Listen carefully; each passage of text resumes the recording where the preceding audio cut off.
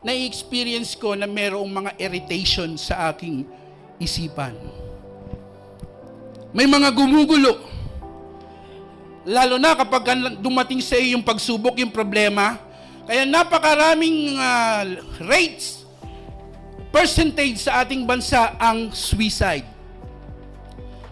Dahil yung ibang mga tao, depressed, kababatang tao, stress.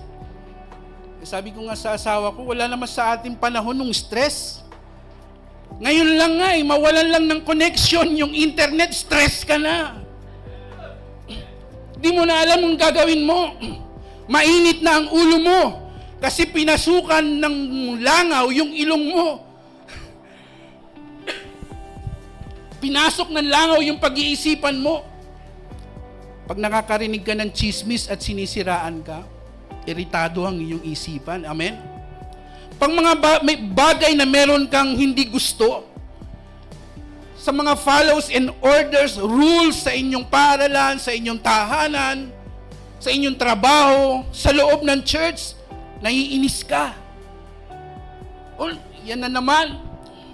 Mga palutuntunin, mga dapat sundin, naiinis ka kasi para bagang ayaw mo sa iyong sarili.